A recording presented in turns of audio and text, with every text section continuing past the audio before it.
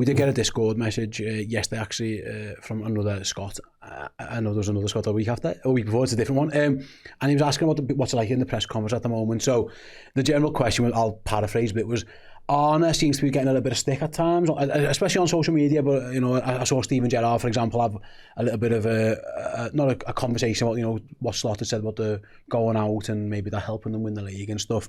I know Slot kind of had an answer. And then after Karabag, it felt like he was quite feisty in those press conferences. You're often in that room or you're covering it. What is it as feisty as perhaps? Or because sometimes people just read the comments and they come across a little bit different. But like, for example, and Scott mentioned, you know, talking about like being in the Europa League and getting beat by Atalanta, or, you know, going from saying, you know, this is our second title in 5 years to now going back to saying it's the second title in 30 years. It feels like basically he's doing a few people's heads in. Have you sensed any change in the mood of the press conferences and how he's answering questions and things like that? Because he certainly, I can tell you for a fact, he is getting a bit of stick about it. Yeah. No, I mean, what I would suggest as best as you can is, if you're looking to sort of analyse Arne Slot in his press conferences, is to watch them. You know, they're all on YouTube. They're all on the official club channels. And sometimes you can get things taken out of context in the length of a tweet. So, if you're looking to sort of analyse the mood, then, you know, there's no better way of gauging it than watching it, rather than just maybe taking little snippets here or there. But, I think he's just looking to maybe defend his own record. You know, we said, didn't he, on Wednesday about the Atalanta game 2 years ago, unprompted a little bit, and that was a little bit, probably didn't need to mention it. You know, there are people who've already made their mind up on what they hope happens about Arne Slot's future, and are now looking to try and use anything they can as a bit of a stick to beat them with. And that was probably a little bit needless, that comment, to be honest.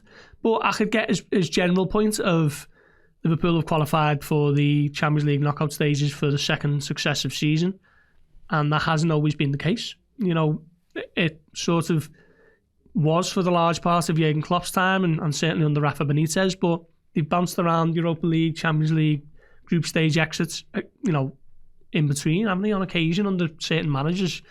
So I could sort of get what he was getting at with that point, but yeah, I think there has been a little bit of a change from Arne Slot in terms of him looking to protect his achievements and, you know, make sure that what he has done at this football club in a relatively short space of time doesn't get overlooked on the back of what has been a tough 3 or 4 months. You know, looking at the wider picture, he is a Premier League title-winning manager, isn't he? And had his career happened in reverse, had there been a few teething problems at the beginning, and then this year is the one where they go and win the league, I think he'd find himself with a lot more support, really, if that makes sense. You know, there would have been a lot more sort of willingness to accept that it might have been a bit of a transition year last year than it was, and this season he's getting more criticism because I think people just expected him to go and win the league again, and it's not totally unwarranted. I think having spent that much money,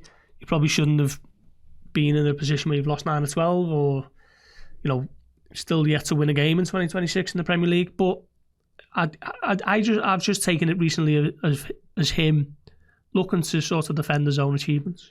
It's interesting because, particularly in response to the, you know, he wanted to clarify in midweek about the, you know, what he meant about going out to PSG, and he said, you know, maybe it didn't get us injuries, and he went back and clarified it, but he said that as an answer to a question he wasn't even asked. So it's almost like he'd walked into that press conference wanting to kind of get that out there and off his chest and things. And I think he said it to TNT as well, didn't he? So clearly it's something that it was pre-planned and was in his head. And I do think sometimes that's where you can get yourself into trouble.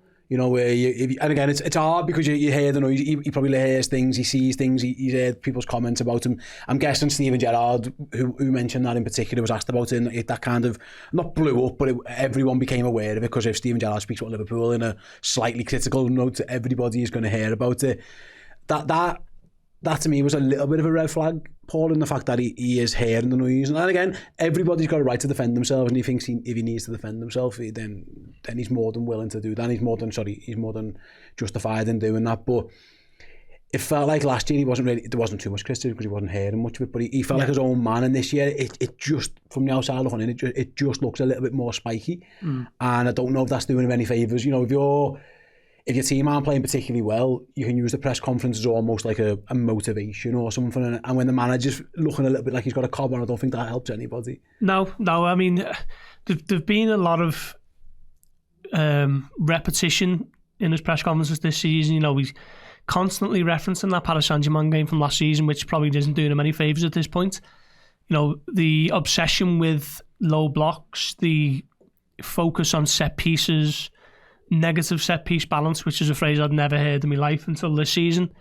Maybe less so in recent weeks because Liverpool have improved in that regard, but these same subjects keep airing themselves, don't they? And I suppose this is what happens when you're at a club like Liverpool, when things aren't quite going well and you're having to speak to the press 3 times a week. You know, it's not just the open press conferences as well. It's TV, you know, foreign rights holders.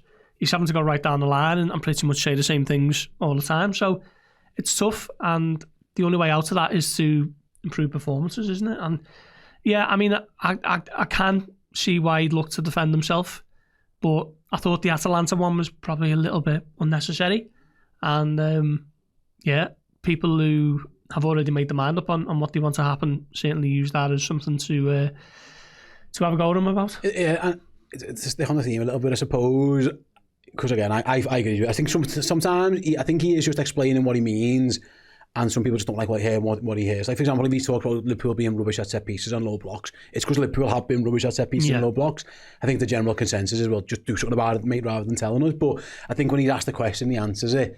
But then I agree with you. I think the Atalanta one, for example, was a little bit over. I wasn't thrilled, for example, looking back on it when he... Having to get reminded about the game. Yeah, just a few other bits and bobs as well, which isn't like, you know, unbelievably... the Calvin Ramsey one, for example, and I get what his point was, but maybe he framed it a bit wrong. And I think what I would say is that I think we do, though, have to cut him a little bit of a slack. He is speaking in a second language, and I know sometimes when you're there, he will have to ask for help on certain words, and that's completely understandable, by the way.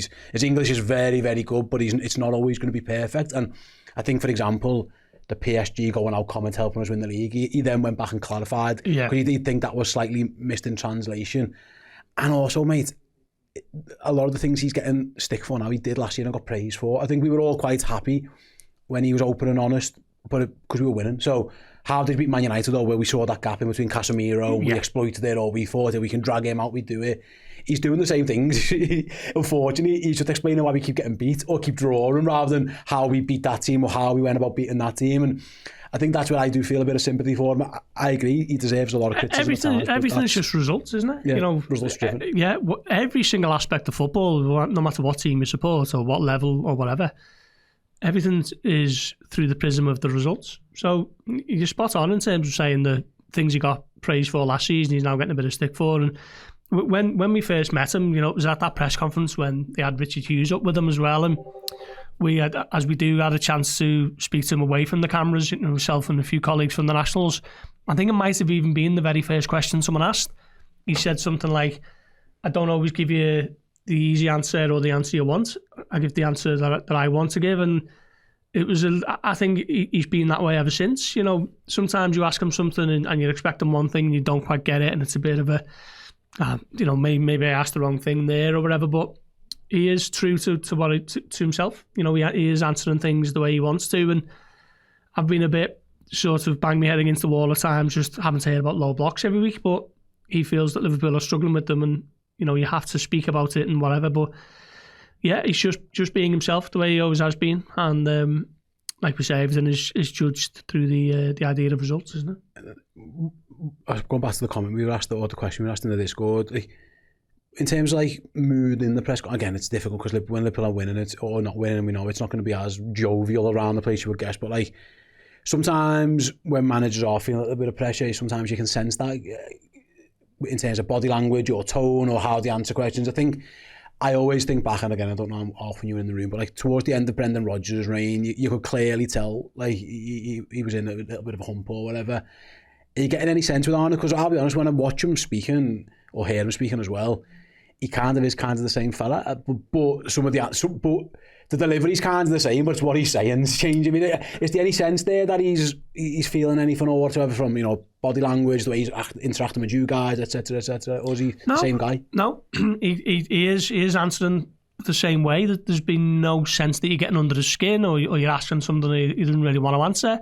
He is just the same as he was. And I guess that's credit to him, because as soon as he answers something, you know, if he has a little back and forth with someone that's a little bit, you know, it's less than good-natured, if it's a little bit spiky, like you say, that will get picked up on everywhere, won't it? And then it'll be a sign of, well, Slot's cracking up a bit, you know, that sort of narrative. So he's handling it quite well, to be honest. I was about to say, mate, it felt like Jurgen Klopp was actually more likely to do that than Arne Slot. Arne Slot, again, Jurgen, a very charismatic man, we know that. It's impossible to compare the two, but like, Jurgen, his press conferences could be pretty spiky at times. Like, sometimes you could tell he went in there with a bit of a cobble and someone got, you know, someone was getting it. I've actually thought with Slot, it doesn't appear that way. If he gets asked the questions, like, he tends to laugh it off, or he's really good at batting it away, where actually, yeah, it was actually the previous manager who maybe was more likely to have a bit of a battle with a journalist than this one. Yeah, well, I remember Jurgen at Wolves. I think they got beat 3-0 in that really sort of tough period, maybe 3 years ago now.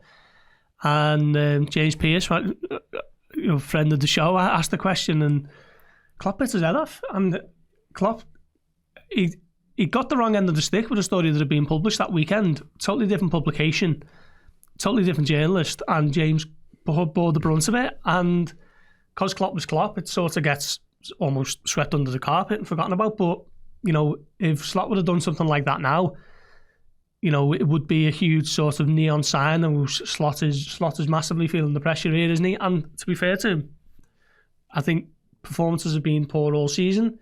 Results haven't been great. He's lost 7 Premier League games, but he's never given off the sense that it's all getting to him in the press conferences. So he's handling those well. Now it's just a case of, can you put a run together? Certainly in the Premier League, where you're starting to show a bit more than what we've seen so far. Yeah, fair enough. Yeah, there you go. Hope that answers your question, Scott. I think it was a well delivered question, a well sourced question as well, in terms of, if you're going to get the answer for it, get a fella who's in the same room as the fella, rather than people just reading comments on Twitter, which again sometimes can be taken a little bit out of context. That was a clip from Journo Insight. To check out the whole show, simply download the Redmen Plus app or click the link in the description.